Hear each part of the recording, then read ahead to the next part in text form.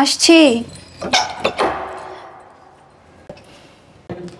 আরে ভাইয়া ভাবি তোমরা চলে আসছো? আরে বোন কি যে কস না, তোর জামাই বড় গরু কিনছে আর তুই ফোন দা দাওয়াত দিছস। নাই পারি একবারে লাকেশ গুছাই আইছি, অনেকদিন থাইকা তারপরে যাবো, একবার গরুর মাংস সম্পূর্ণ খাইয়া তারপরে যাবো। কি কও? হ্যাঁ তোমরা একদম ঠিক কাজই করছো। দেখছো নিচে কত বড় গরু একটা বান্ধা? দেখছি দেখছি, ওই যে ওই লাল গরুটা না, বিশাল বড় গরু। হ্যাঁ আসো তোমরা ভেতরে আসো। চলো। লাকেশটা বাড়ি। হ্যাঁ নিয়ে যাও।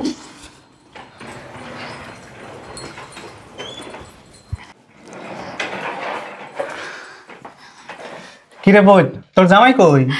আচ্ছা ভেতরে। আচ্ছা তোমরা বসো, আমি ডাকতেছি। আচ্ছা ঠিক আছে, ডাইকালে। রুবেল, আয় রুবেল, কোথায় তুমি? এইদিকে আসো তো, দেখো কারা আসছে। রুবেল। আরে ভাইয়া ভাবি, ভালো আছেন আপনারা? হ্যাঁ আমি তো খুব ভালো আছি, তুমি ভালো আছো তো? এই তো আছি ভালোই। ভাইয়া গরুটা কিনছেন, সুন্দর হয়েছে, আমার কিন্তু অনেক পছন্দ হয়েছে। ওর আবার লাল গরু খুব পছন্দ, নিচে গরু দেখেই তো পাগল হয়ে গেছে, কইতাছে এই গরুর মাংস খাইতে মনে হয় অনেক মজা লাগবে। পছন্দ হইব না ভাবি? 4 লাখ টাকা দিয়ে গরুটা কিনছি। ওরে বাবা, 4 লাখ টাকার গরু! কইলাম না যে আমার বোনের জামাই কম দামি গরু পছন্দ করে না, সব থেকে দামি যে গরুটা সেটাই কিনে নিয়ে আসে প্রতিবার। হ্যাঁ দেখছো কত স্বাস্থ্য।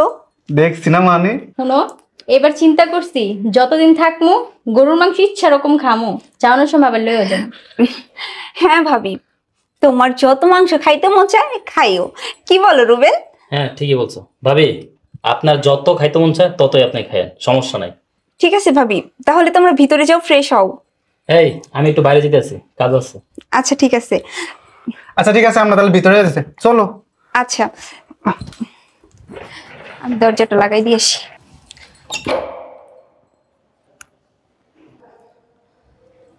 কি ব্যাপার, আপনারা কেন আসছেন? বৌমা এটা কেমন কথা কইলা? আমগো পোলায় কত বড় গরু কিনছে না গো?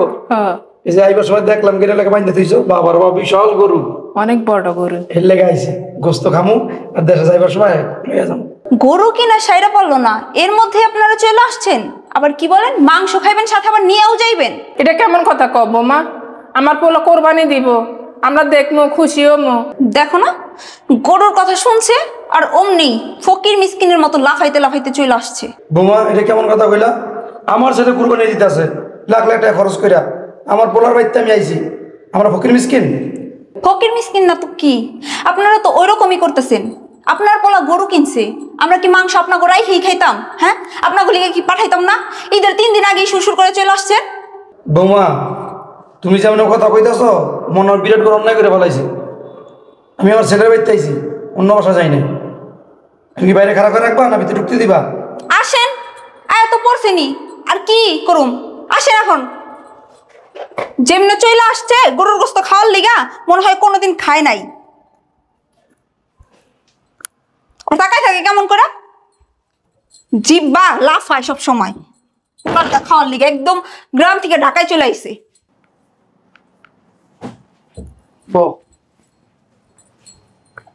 এই সীমা, কি আসছে গো? এরা কারা গো? ও বুঝতে পারছি, কুরবানির মধ্যে তো অনেক ঝামেলা হবে তাই না, এই জন্য কাজের মানুষ লই আইছো। এই তুমি কাজের লোক বলতাছো, আমরা কাজের লোক না। সীমা, এরা বলতাছে কাজের লোক না, ওনারা কারা? বাবা শ্রাবণ, তোমার বোন হলে আমাকে চিনে না, তুমি তো চিনো। তোমার বোন আমার ছেলে সংসার করতেছে। তুমি চিনো মানে? ওনারা কারা? ও আপনারা, আরে চিনো নাই, ওনারা হচ্ছে সীমার শ্বশুর শাশুড়ি। আসলে কি বলেন তো, যে বেশ পোশাকে আসছেন আপনারা দেখে তো চিনার উপায় নাই। আমি চিনি না, আমার বউ কোত্থেকে চিনবো? ও আমরা গ্রাম তো আইছি, তার লেগে চিনতে পারো নাই। এই বয়সে বাবা তোমার চোখ গেছে গা, তুমি ডাক্তার দেখাইয়া পাহাড়ি চশমা লইও, বুঝছো? সীমা, তুমি তো আমাদের আগে বলো নাই যে তোমার এই ফকিন্নি শ্বশুর শাশুড়ি তোমাদের বাসায় আসবো, তাহলে তার আমরা আসতামই না। আরে ভাবি আর বইলো না, এই ফকিন্নি গুলো যে আমাদের বাসায় আসবো আমি কি জানতাম? এনারা কি আমাদের বইলা আসছে? এনারা তো না বলেই চলে আসছে। শুনছে যে পোলাই গরু কিনছে বড় একটা 4 লাখ টাকা দিয়া, আর সুরসুর করে ফকিন্নির মতো চলে আসছে। কেন রে বোন, তোর শ্বশুর শাশুড়িকে গ্রামে কোনো খাবার পায় না, খাওয়ার জন্য এনে আসে পড়ে? বুঝিস না, যদি খাবারই পাইতো তাহলে কি পোলার না জানে চলে আসতো? খাবার পাই না দেখি তো চলে আসছে। বুঝলাম বাবাজি, আমরা খাইতে পারি না দেখে গ্রাম থেকে শহর আইছি, তো তোমরা কি লেগে আইছো?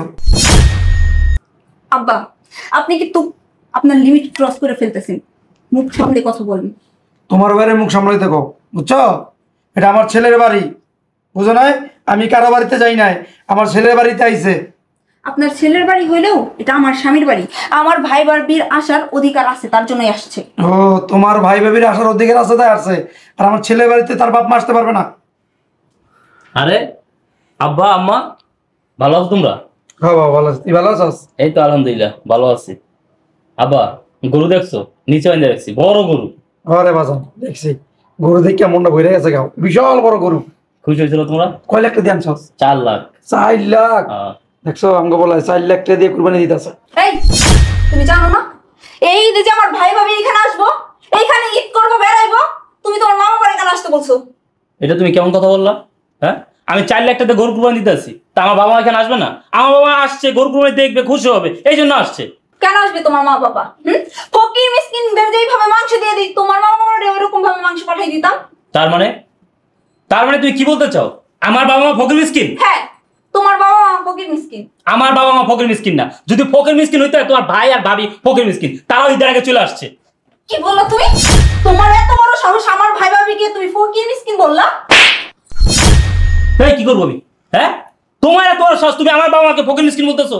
হ্যাঁ, আমি 4 লাখ টাকা গরু কুরবানি দিতেছি, আমার বাসা আমার বাবা মা আসতে পারবো না। তোমার ভাই ভাবি 1 সপ্তাহ আগে আসবে, থাকবে, খাবে, আবার যাওয়ার সময় নিয়ে যাবে। আমার বাবা মা আমার বাসা আসতে পারে না। রুবেল, তোমার সাহস দেখে দিন দিন বেড়েই গেছে।